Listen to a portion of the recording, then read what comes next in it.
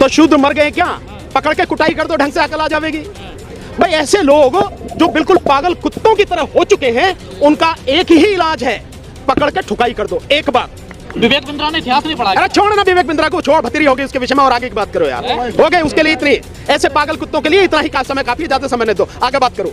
इस देश को कोई नहीं बचा सकता सिवाय इस देश की जनता के और विपक्ष के।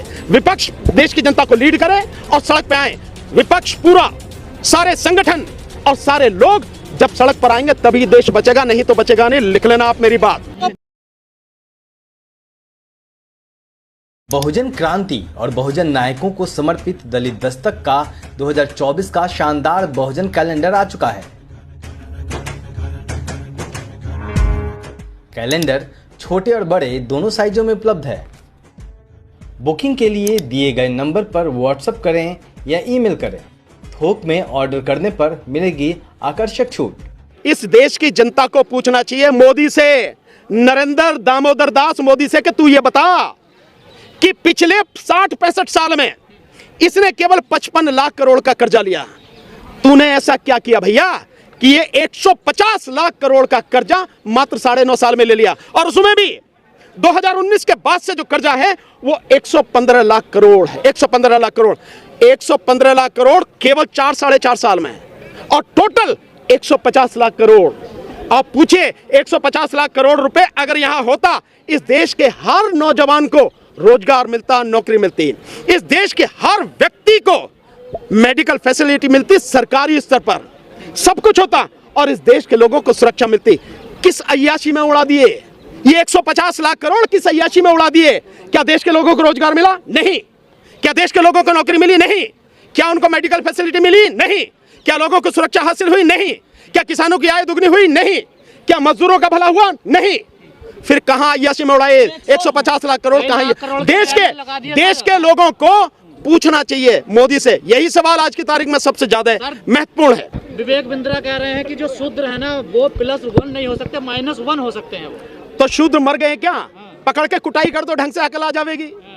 भाई ऐसे लोग जो बिल्कुल पागल कुत्तों की तरह हो चुके हैं, उनका एक ही इलाज है, पकड़ के ठुकाई कर दो एक बार। और अगर ये नहीं कर सकते तो उन्हें पूरी तरह से इग्नोर कर दो, पूरी तरह से उन्हें भूल जाओ, क्योंकि ऐसे मूर्खों की, ऐसे लोगों की इस देश में भीड़ है जो आपको चिढ़ाते हैं, आपका अपमान करते हैं। वो उसी नस्ल का तो है भाई, जिन्होंने आपको हजारों साल जो गुलामी से बदतर जिंदगी दी, वो उसी नस्ल का है ना बिंद्रा। तो अपनी नस्ल से कैसे बाज आएगा, कैसे बदलेगा वो? इसीलिए वो ये काम कर रहा है। कह रहे हैं शूद्रों को शासक बना दिया, देश को बेकार कर देंगे। बना दिया? तेरे बाप ने बनाया? अबे हम में हिम्मत थी, हम में ताकत थी, हौसला था, हम में बुद्धि थी, हम में योग्यता थी, तो सत्ता छीन ली। अगर हमें बना देता तो तू बनाता ना, तो अपने बाप से कह के तू, तेरा बाप बन जाता, तू बन जाता। हिम्मत ही तो तुझ में। बाबा साहब डॉक्टर अंबेडकर के सामने सारे ब्राह्मण, सारे जितने भी योग्य हैं, सब पानी भरते हैं। अब कहने से पहले सोच लेना चाहिए किसके विषय में बात कर रहे हो। जिस इंसान को आज की तारीख में 150 से ज्यादा लोग जिस पर रिसर्च कर रहे हैं, 150 से ज्यादा देश जिस पर रिसर्च कर रहे हैं, जिसका सम्मान कर रहे हैं, उसके सामने ब्राह्मण। तो विवेक बिंद्रा ने इतिहास नहीं पढ़ा। अरे छोड़ ना विवेक बिंद्रा को, छोड़, भतीरी होगी उसके विषय में, और आगे की बात करो यार। हो गए उसके लिए इतनी, ऐसे पागल कुत्तों के लिए इतना ही समय काफी, ज्यादा समय नहीं दो, आगे बात करो। इससे पहले सर तौलीन सिंह ने भी कहा था एक्शन खत्म कर दीजिए।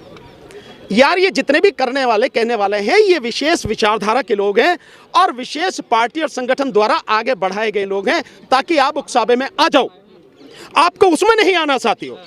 आपको अपने अधिकारों को समझते हुए अपने अधिकार कैसे आप छीन सकें, कैसे आप सत्ता को उनसे छीन सकें, कैसे सत्ता में आप बैठ सकें, उस पर ज्यादा काम करो, उस पर ज्यादा ध्यान दो। आप इन सारे लोगों के उसमें अटके रहने से कोई फायदा नहीं, इस चर्चा करने का भी कोई फायदा नहीं। वो एक रणनीति के तहत मोदी सरकार ने जो पीठासीन अधिकारी हैं उनके माध्यम से उनको सस्पेंड कराया, निलंबित कराया। क्यों? क्योंकि जो 3 सबसे खतरनाक बिल पास हुए हैं, जिसको ये कह रहे हैं पूरी तरह से भारतीय हैं, जो आईपीसी यानी इंडियन पेनल कोड जो था, भारतीय दंड संहिता, और जो आपका वो था सीआरपीसी, और जो एविडेंस एक्ट था, इन तीनों में जबरदस्त तरीके से बदलाव किए, और बदलाव इस तरह से किए हैं कि आने वाले समय में सरकार के खिलाफ कोई बोल नहीं सकेगा। जो राजद्रोह जिसे कहा जाता था, जिस पे सुप्रीम कोर्ट ने रोक लगा दी थी, उस राजद्रोह को देशद्रोह में बदल दिया। इसको तय कौन करेगा कि क्या राजद्रोह है, क्या देशद्रोह है? यह तय करेगी सरकार। और सरकार किस तरह से तय कर रही है आप जानते हो। सरकार तय कर रही है कि जो लोग लोगों का अपमान कर रहे हैं, संसद का अपमान कर रहे हैं, उनको पूरी तरह से संरक्षण दिया जा रहा है, और बाकी जो लोग हैं, जो विपक्ष के लोग हैं, उनको रास्ता बताया जा रहा। तो ये जो तीनों बिल जो पास करवाए गए हैं, ये तीनों के तीनों बिल जब संसद में विपक्ष है ही नहीं, और विपक्ष को इसीलिए निकाला गया कि अगर चर्चा होगी तो सरकार नंगी होगी, सरकार की पोल खुलेगी, इसीलिए पहले विपक्ष को हटाओ। इसीलिए जो टीएमसी की जो सांसद हैं उनको इसी तरह से निलंबित किया गया। ये सब कुछ, अरे 6 मिनट तो ज्यादा हैं, वो तो 1 ही मिनट में पास हो जाने थे, 6 मिनट तो बहुत ज्यादा हैं। सो आप आईपीसी में अमेंडमेंट कर रहे हैं, आप सीआरपीसी में अमेंडमेंट कर रहे हैं, आप एविडेंस एक्ट में अमेंडमेंट कर रहे हैं, और 6 मिनट में ये सारी चीजें पास हो रही हैं। विपक्ष से गलती सिर्फ इतनी है कि विपक्ष अभी भी नहीं समझ रहा कि उससे सड़क पर उतरना है। विपक्ष को आज के हालात जो हैं, इस देश को कोई नहीं बचा सकता सिवाय इस देश की जनता के और विपक्ष के। विपक्ष देश की जनता को लीड करे और सड़क पे आए। विपक्ष पूरा, सारे संगठन और सारे लोग जब सड़क पर आएंगे तभी देश बचेगा, नहीं तो बचेगा नहीं। लिख लेना आप मेरी बात।